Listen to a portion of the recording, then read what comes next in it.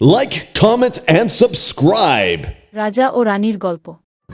এক রাজ্যে ছিল এক মহিমাময় রাজা, রাজা আদিত্য।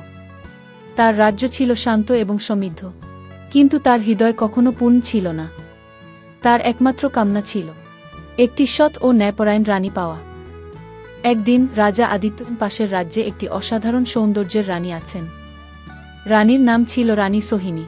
তিনি শুধুমাত্র বাহ্যিক সৌন্দর্যেই নয়, বরং তার অন্তর্দৃষ্টির জন্যও বিখ্যাত ছিলেন। রাজা আদিত্য একটি দূত পাঠালেন রানী সোহিনীর কাছে প্রস্তাব দিতে, যাতে তিনি তার রানী হন। রানী সোহিনী রাজপাট থেকে দূরে একটি শান্তিপূর্ণ জীবন কাটাতে চেয়েছিলেন। রাজা আদিত্যের প্রস্তাব গ্রহণ করলেন, কিন্তু একটি শর্ত দিলেন, যে রাজ্য রাজার, সেখানে কোনো বিদ্বেষ থাকবে না এবং সকলের মধ্যে সম্প্রীতি বজায় রাখতে হবে।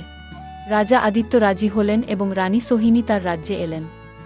প্রথম দিকে কিছু সমস্যা ছিল, কিন্তু রানী সোহিনী তার ন্যায়পরায়ণতা ও বিচক্ষণের সব সমস্যার সমাধান করলেন।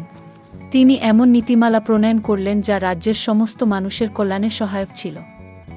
একদিন রাজ্যে একটি মহৎ বিপদ এল। একটি দৈত্য রাজ্যের দিকে এগিয়ে আসছিল। রাজা আদিত্য ও রানী সোহিনী দৈত্যকে মোকাবেলা করার পরিকল্পনা করলেন। রানী সোহিনীর প্রজ্ঞা ও রাজা আদিত্যের সাহস মিলিয়ে তারা দৈত্যকে পরাজিত করতে সক্ষম হলেন। রাজ্য আবার শান্ত হয়ে উঠল।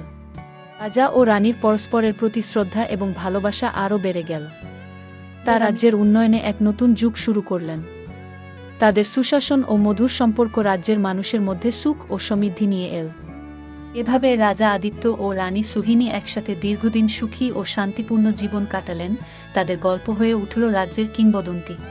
এমন আরও মজার মজার ভিডিও পেতে হলে আমার চ্যানেলটি সাবস্ক্রাইব করবেন।